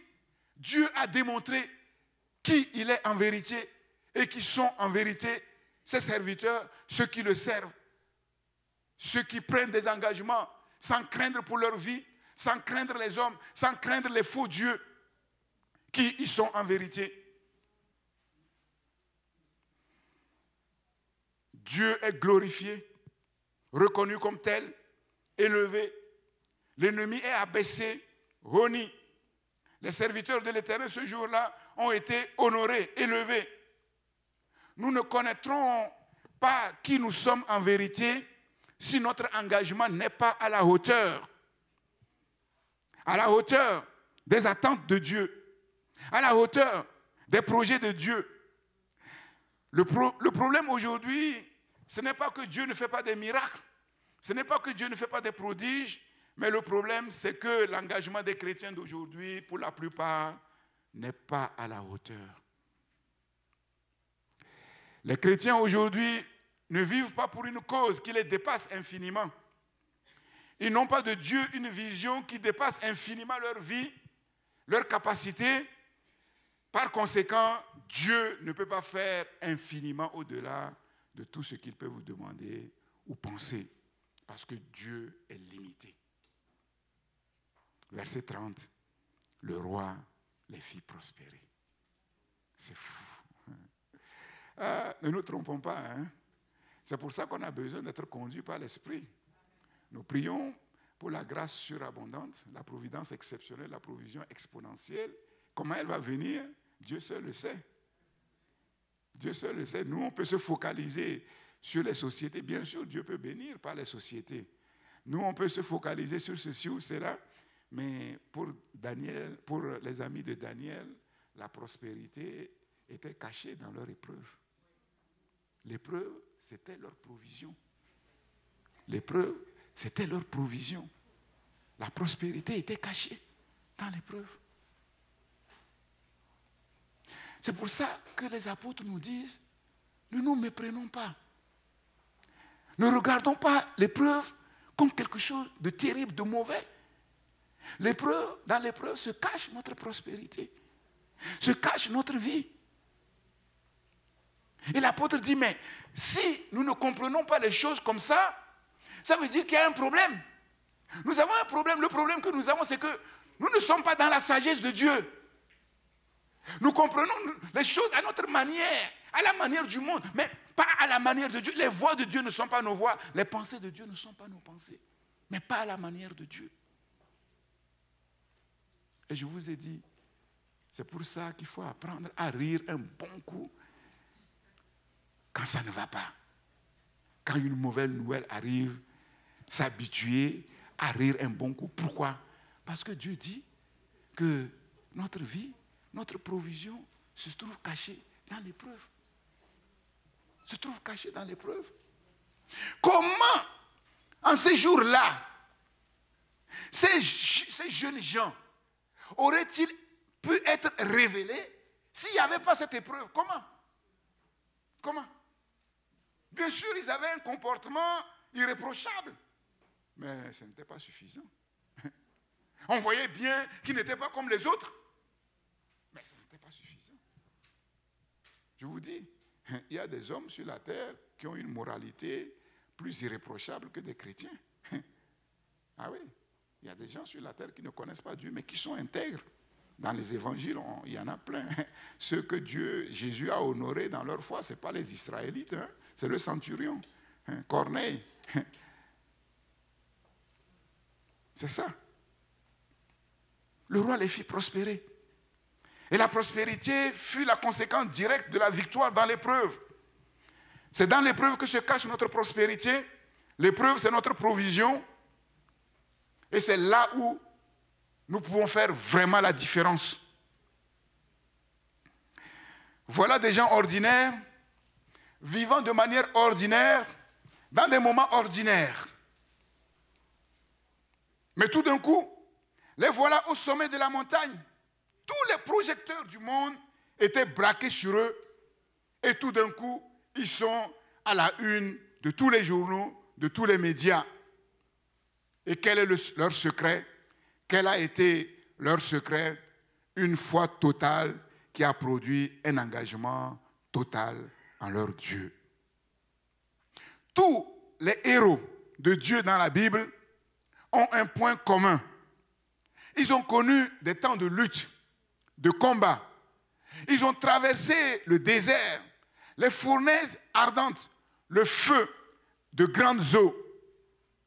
Ce n'étaient pas des surhommes, mais de simples hommes comme vous et moi, de simples femmes comme vous et moi, mais ils étaient simplement animés d'une foi totale et entièrement engagés pour la cause de Dieu, pour la gloire de Dieu, pour le bien, pour la vie. Dieu était avec eux et avec leur Dieu, ils ont fait des exploits qui nous sont consignés dans la Bible.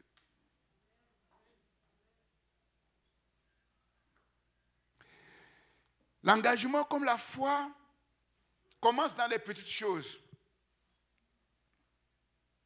Celui qui est fidèle dans les petites choses le sera dans les grandes. Ensuite, l'engagement se muscle, se durcit par les tribulations, par les épreuves. Christ pour les nations a besoin de l'argent pour le grand projet qui nous dépasse infiniment au Togo, qui a commencé par la grâce de Dieu de la meilleure des manières. Et puis tu as eu à cœur de participer et tu as fait un engagement extraordinaire en donnant même au-delà de ce que tu pouvais donner. Mais malheureusement, juste après cet engagement, c'est des problèmes qui viennent de tous les côtés. Tu aurais pu dire, Seigneur, je ne comprends pas. Seigneur, je me suis engagé pour ton œuvre. Comment ça se fait qu'après cet engagement, il n'y a que les problèmes qui viennent? Mais tu ne l'as pas dit parce que tu sais que si tu le disais, ça veut dire que tu faisais le commerce avec Dieu. C'est donnant-donnant. Tu as compris que ton engagement, c'est une chose, les problèmes, c'est une autre chose. Tu as fait confiance à ton Dieu, ta foi a été fortifiée, et puis subitement, tout d'un coup, l'argent a commencé à venir, et finalement, l'argent qui est venu dépasse infiniment ce que là même que tu avais engagé. Ta foi a été musclée, ton engagement a été musclé, et là, tu es prêt à relever d'autres défis qui se placeront devant toi. C'est comme ça. L'engagement commence dans les petites choses, et il se muscle, il se durcit par les tribulations, par les épreuves. Il ne dépend pas des capacités humaines, des talents. C'est un choix, c'est une décision, c'est un positionnement radical parce que nous connaissons notre Dieu. D'ailleurs, le livre de Daniel commence avec cette résolution simple. Daniel résolut de ne pas se souiller avec les mains qui étaient servies à la cour royale parce qu'il y avait des sacrifices aux faux dieux. Daniel résolut, il a pris une simple résolution, mais qui venait du cœur. Qui venait du cœur. Et nous voyons, le livre de Daniel nous enseigne que, en fait, ce fut un moment décisif. Décisif pour sa destinée. Dieu le bénit. Il trouva grâce auprès de l'eunuque. Dieu le leva simplement. Il n'y a pas eu de miracle extraordinaire. Il a pris une bonne résolution qui a plu à Dieu. Dieu a disposé toutes choses et les choses se sont bien passées.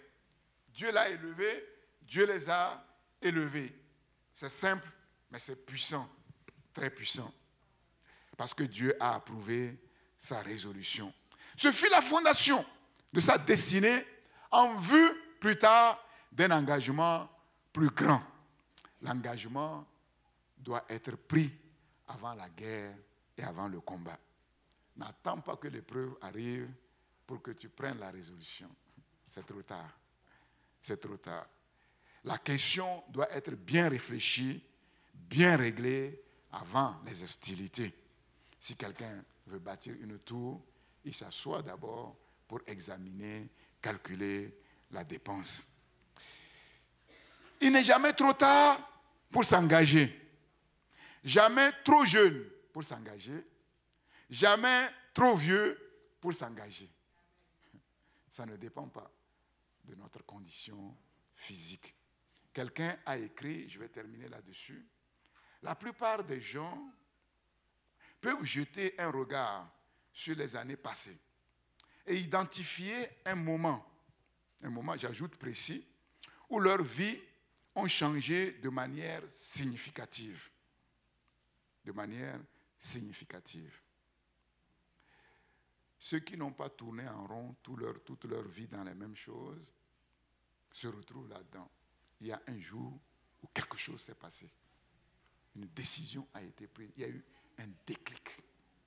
Un déclic. Que ce soit par accident ou intentionnellement, nous, c'est un païen, nous savons que c'est la grâce de Dieu qui est à l'œuvre.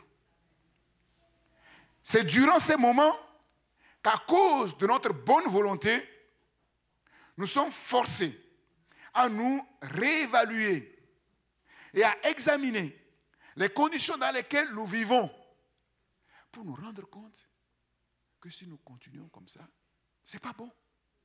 Le temps passe et il n'y a rien de significatif. On tourne en rond dans les mêmes choses.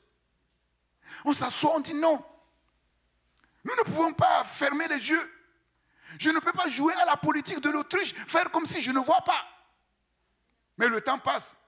Et comme quelqu'un l'a dit, le temps passé ne se rattrape plus. Et la parole de Dieu nous dit de racheter le temps. De racheter le temps. Il y a un jour, un moment favorable où on frappe du poing sur la table. On dit non, je ne peux pas me laisser aller. Je ne peux pas me laisser à subir les circonstances, à porter le poids du déterminisme sur ma vie. Parce que je sais que si je reste dans ça, au bout, c'est l'échec. Au bout, c'est l'échec. Jésus est venu pour réorienter ma vie. Le péché m'a dévié pour me mettre sur le chemin de l'échec, pour me mettre sur le chemin de la mort. Jésus est venu pour redévier ma vie, pour le mettre sur le chemin de la victoire, sur le chemin du succès, de la vie. Non, ça suffit. C'est ce qu'il est en train de dire ici. Nous sommes forcés, à cause des circonstances, à cause des situations qui nous font tourner en rond, à nous réévaluer et à examiner les conditions dans lesquelles nous vivons. C'est ça, calculer la dépense. Afin de faire certains choix. Certains choix. C'est ce choix que Daniel a fait en prenant cette résolution de cœur qui affecteront le reste de nos vies. Le reste de nos vies. Et quand j'avais parlé sur le thème, je vous avais parlé de l'importance des choix. Et je vous avais dit que la vie est une question de choix. Ce n'est pas forcément une question de capacité.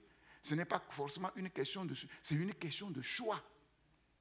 Si nous avons beau avoir les meilleures capacités, si nous prenons la mauvaise décision, nous prenons le mauvais choix, nous pouvons tout mettre par terre. La qualité d'un mariage, nous le savons, ce n'est pas je t'aime moi non plus. Non. La qualité du mariage, c'est qu'on a fait un bon choix. Vous avez beau vous asseoir, languir et ramollir devant les yeux les uns les autres. Si le choix n'est pas bon, tôt ou tard, vous allez vous rendre compte que ce qui vous a fait ramollir là, c'est ça qui va amener dans votre cœur la colère et la haine. C'est le choix. L'engagement qui libère du déterminisme, c'est-à-dire de nous-mêmes, des autres, du monde, est essentiel pour faire des exploits avec Dieu. Comme je l'ai dit, c'est l'arme fatale du diable qui doit être brisée. As-tu été placé dans la situation de faire le choix essentiel qui ouvre la porte de ta destinée? Si oui, quel a été ton choix? As-tu été mis dans cette situation où tu as été forcé de réexaminer, de te réexaminer, de réévaluer, de te réévaluer, et qui t'a amené à prendre une résolution, à prendre une décision, à faire un choix? Si oui, quel est le choix que tu as fait? Choisis la vie afin que tu vives, toi et ta postérité, pour aimer l'Éternel, ton Dieu, pour obéir à sa voix et t'attacher à lui, quels que soient les temps et les circonstances. Et avec ton Dieu, tu feras des exploits. Que Dieu soit béni et que Dieu nous bénisse dans sa parole.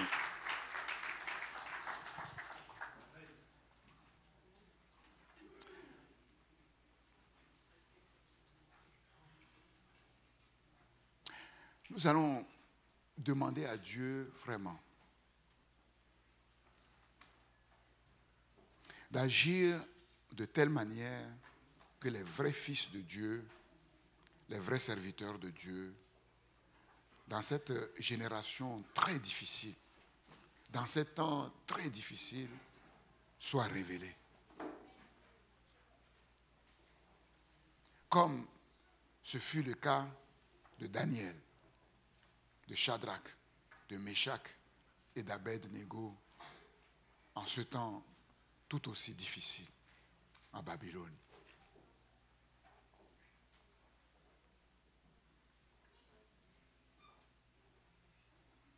Que Dieu regarde la qualité de notre engagement.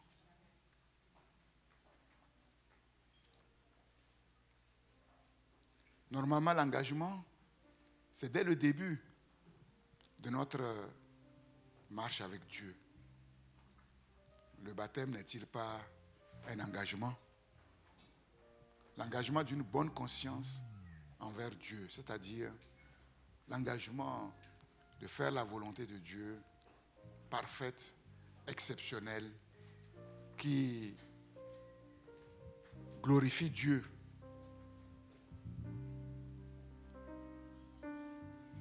Que Dieu regarde la qualité de notre engagement et qu'il corrige ce qui doit être corrigé, tout dysfonctionnement qui doit être corrigé. Shadrach, Meshach et Abed-Nego étaient des jeunes gens comme nous, de la même nature. C'étaient des hommes ordinaires. Ils ont vécu de manière ordinaire pendant des années, un peu comme tout le monde. Et comme je l'ai dit, bon, leur témoignage au quotidien montrait qu'ils n'étaient pas comme les autres. Ça a déclenché la jalousie sur eux, mais ce n'était pas suffisant. Ne nous contentons pas de savoir qu'au travail, on dit que toi, tu n'es pas comme les autres. C'est bien, mais ce n'est pas ça qui va faire la différence. Mais ce n'est pas au travail. Bien sûr que, effectivement, ça avait un poids, mais on a vu clairement qu'au jour de l'épreuve, personne ne s'est souvenu de leur témoignage, pas même Nebuchadnezzar. Il fallait quelque chose de plus pour faire la différence. Et Dieu nous a choisis pour faire la différence. Dieu est Dieu. Dieu est Dieu. Et si nous sommes avec Dieu, et si Dieu est avec nous, nous devons faire la différence forcément, d'une manière ou d'une autre, un jour ou un autre. Nous vivons tous les jours de manière ordinaire. Les gens qui nous côtoient nous regardent, ils nous entendent. Ils nous font des compliments, ils disent de belles paroles, parfois ils nous critiquent. C'est très bien s'ils voient en nous des gens, des femmes, des hommes qui ne sont pas comme les autres. Mais Dieu a quelque chose de plus que cela. Et Dieu a fixé un temps pour cela. Comme les amis de Daniel, ils ont vécu comme des hommes ordinaires, de manière ordinaire, dans des circonstances ordinaires, jusqu'à ce jour-là, où on pensait que tout était en train de basculer, où on pensait que finalement tout leur témoignage, tout ce qu'ils ont fait pour Dieu, en se conservant purs, finalement, au final, ne leur vaut que la défaite, ne leur vaut que la mort, comme ce fut le cas de Jésus, notre Seigneur et Sauveur. Mais eux, parce qu'ils connaissaient leur Dieu, parce qu'ils savaient que leur Dieu est un Dieu d'amour, qui ne sait agir que pour le bien, ils ont compris que là, c'est quelque chose d'extraordinaire que Dieu permet pour se révéler de manière extraordinaire et révéler ses serviteurs de manière extraordinaire. Et ils ont saisi l'opportunité, ils ont saisi l'occasion. Bien sûr, au travers de leur fidélité dans les petits engagements, ils étaient préparés à prendre ce grand engagement. Ils étaient prêts. Et subitement, alors que personne ne pouvait s'imaginer, alors que tout le monde, et particulièrement leurs ennemis, se frottaient les mains parce qu'ils ont réussi et que c'est le jour où ils vont être enterrés, c'est là où, subitement, ils vont être propulsés au sommet de la montagne de la révélation. Et sur le sommet de la montagne de la révélation, d'abord, on a vu qui est Dieu et quel est ce Dieu qu'ils servaient fidèlement s'est révélé sur le sommet de la montagne. Et parce que leur Dieu s'est révélé sur le sommet de la montagne, l'éclat de la gloire de sa révélation a resplendi sur les serviteurs. Et du même coup, les serviteurs ont été révélés. Nous tous, qui, de manière obscure, contemplons comme au moyen d'un miroir la gloire de l'Éternel, nous sommes transfigurés en l'image de cette gloire par le Seigneur, l'Esprit. Et tout d'un coup, le monde a su qu'il y avait un seul Dieu souverain au-dessus de tous les dieux et que ses serviteurs étaient plus que des hommes, c'était comme des fils de Dieu, des intouchables, que ni les grands de ce monde, ni les fléaux de ce monde, les tragédies dans ce monde, les grandes eaux, les fournaises ardentes, les déserts affreux, aucune de ces choses n'ont de prise sur eux. Parce que le Dieu souverain est avec eux. Et parce que le Dieu souverain est avec eux, personne ne peut rien contre eux. Et tout ce qui se lève contre eux, c'est contre le Dieu souverain qu'ils se battent. Et leur combat n'était pas leur propre combat, c'est le combat de leur Dieu. Le roi s'est incliné. Et avec lui, tous ses sujets. Le roi les a fait prospérer. Seigneur, nous te prions. Nous vivons comme au temps de Babylone, sinon même pire. L'idolâtrie est au sommet. Seigneur, c'est le désordre. C'est le désordre, Seigneur. Nous disons, nous voici, Seigneur. Jette un regard favorable sur nous. Nous t'en supplions. Nous sommes conscients de nos faiblesses, de nos manquements, de nos incapacités. Seigneur, mais nous sommes aussi conscients que le Dieu que nous servons est le vrai, l'unique, le souverain, le Dieu d'amour, qui non seulement nous aime, mais aime cette génération qui est perdue. Qui est perdue par les mensonges de l'ennemi, par les séductions de l'ennemi. C'est vrai, parfois, ils nous lancent des paroles dures à notre visage. C'est parce qu'ils sont dans l'ignorance. C'est un défi qu'ils nous lancent pour qu'on leur démontre que le Dieu que nous servons, que nous disons que nous servons, c'est le vrai Dieu et qu'il est plus que le Dieu qu'eux-mêmes ils servent. Seigneur, en parlant des JO, cet homme qui s'est présenté nu, s'il a pu le faire, nous savons qu'il l'a fait pour rien. Donc nous voyons que si cet homme est touché par Dieu, il le fera facilement pour quelque chose qui en vaut la peine. Parfois, nous les jugeons et nous ne savons pas que parmi eux, il y en a dont l'engagement doit nous enseigner. Seigneur, oh Dieu, nous aussi, nous étions de leur nombre jusqu'au jour où tu es venu nous chercher, tirer de notre ignorance, Seigneur. Nous te prions pour toutes ces personnes qui cherchent Dieu et qui sont égarées par les faux dieux qui leur font en apparence prospérer. Et ils pensent qu'ils sont dans le vrai, Seigneur. Oh Dieu, nous te prions vraiment. Oh Dieu, donne-nous de les aimer et donne-nous de leur révéler le vrai Dieu et de ne pas être prompt à juger, Seigneur, oh Dieu, mais de les comprendre, Seigneur. Père, tu as tout donné en Jésus-Christ, ton Fils unique, pour nous montrer le sens et la valeur du vrai amour, Seigneur. Nous voulons rentrer dans cette dynamique, dans cette relation, Seigneur, de tout donner. Seigneur, dans cette relation d'amour triangulaire, aimer Dieu de tout notre cœur et notre prochain comme nous-mêmes et être prêt à tout pour la vie et pour le bien. Parce que tu n'es pas un Dieu qui prend la vie, tu es un Dieu qui donne la vie, Seigneur. Tu ne peux pas être tenté par le mal et tu ne peux pas faire le mal. Pardonne parfois nos craintes, Seigneur, nos calculs, nos raisonnements, Seigneur. Notre cerveau est si petit, notre compréhension est si petite, Seigneur. Et combien, Seigneur, les statistiques de nos échecs passés nous hantent, Seigneur, et parfois nous amènent à biaiser nos raisonnements, Seigneur. Oui, comme Paul nous l'a enseigné, nous devons renverser ces forteresses, mais avec l'aide du Saint-Esprit.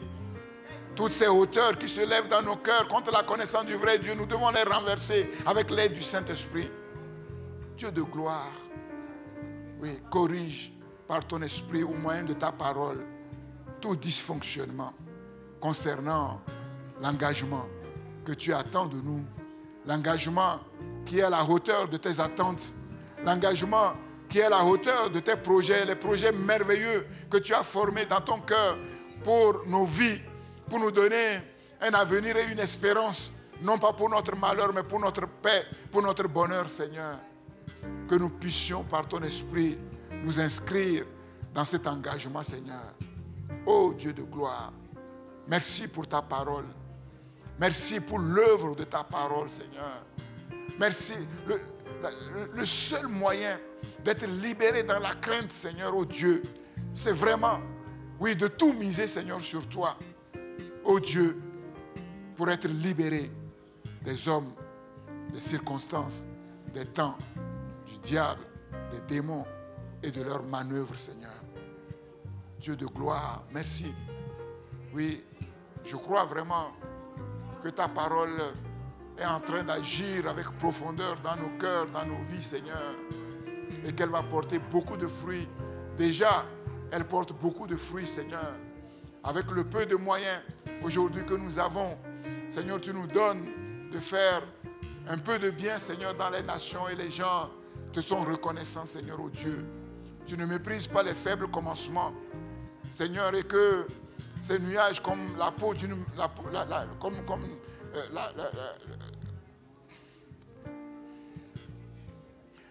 pomme d'une main, Père, va devenir un grand nuage qui va annoncer une pluie extraordinaire. Nous le croyons.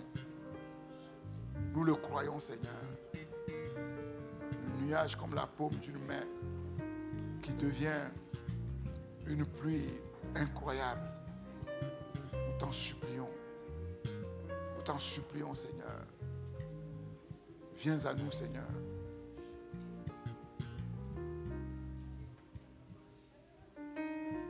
Viens à nous, Seigneur. Viens à nous, Seigneur.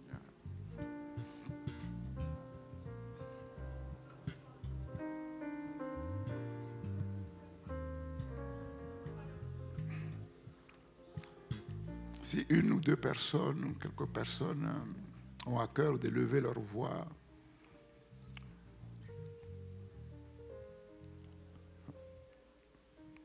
vers notre Dieu ce matin, par rapport à sa parole, que vous puissiez vous sentir libre de vous exprimer devant le Seigneur qui est là, qui nous a donné cette parole.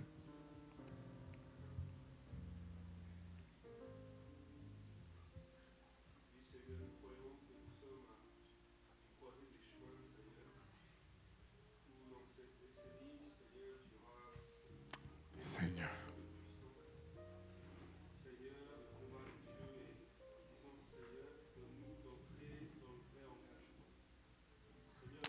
Béni soit ton nom, Seigneur.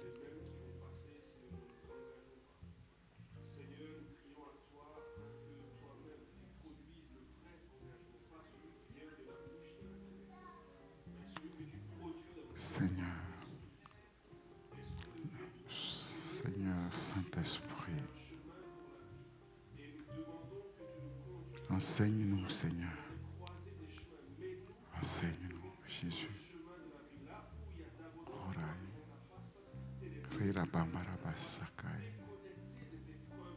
do akai tebai, do sambai,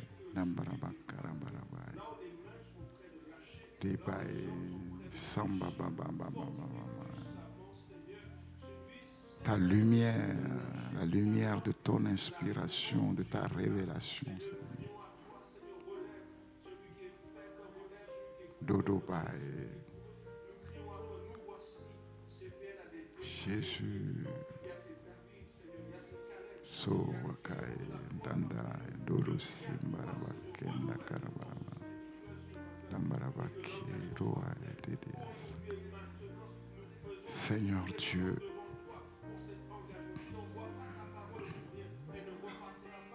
Debai, Sondo, Baka, Endada, Kenda Baraba. Sois béni, Seigneur. Jésus. Jette un regard favorable sur ce lieu, sur ce petit troupeau que nous sommes, que tu aimes, que tu chéris. La lumière de ton inspiration, de ta révélation, de ton illumination par ta parole, par ton esprit, ta sagesse, Seigneur. La compréhension des choses. Seigneur, la connaissance des temps et ce que nous devons faire, Seigneur. Non pas à nous, mais à ton nom, donne gloire. Seigneur.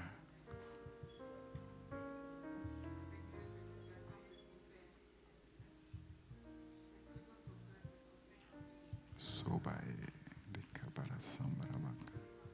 Jésus. Jésus. Jésus. Béni sois-tu, Seigneur. Jésus. Sondabae. Babae. Chambae. La violence spirituelle. Donne-nous la violence de l'esprit. Donne-nous la violence de l'esprit, Seigneur Dieu.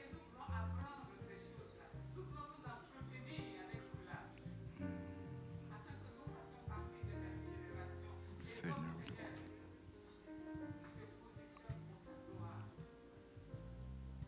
Jésus. Jésus. Jésus. Jésus. Jésus. Merci Seigneur. Amen. Merci Seigneur. Crée en nous, produis en nous le vouloir et le faire selon ton bon plaisir, Seigneur. Jésus. Jésus. Béni sois-tu, Seigneur. Jésus. Baba et Dédia Sokura Samba Maraba.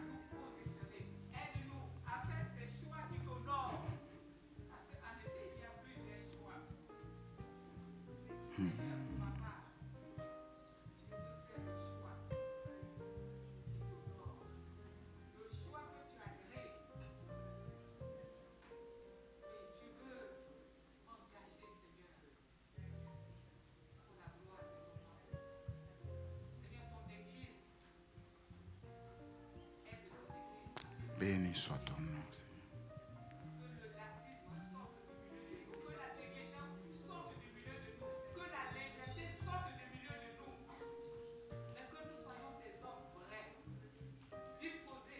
Béni sois-tu, Seigneur.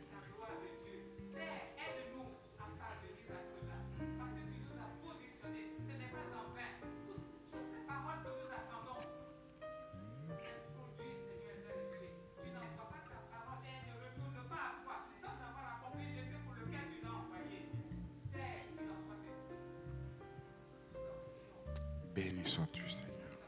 Nous croyons que la parole de Dieu fait son œuvre. Comme nous l'avons entendu, ce n'est pas nos capacités, c'est Dieu par son esprit, par sa parole. Et cette parole va accomplir son œuvre. et que nous vivrons pour la gloire de Dieu et à la gloire de Dieu en cette génération. Que Dieu soit béni. Merci.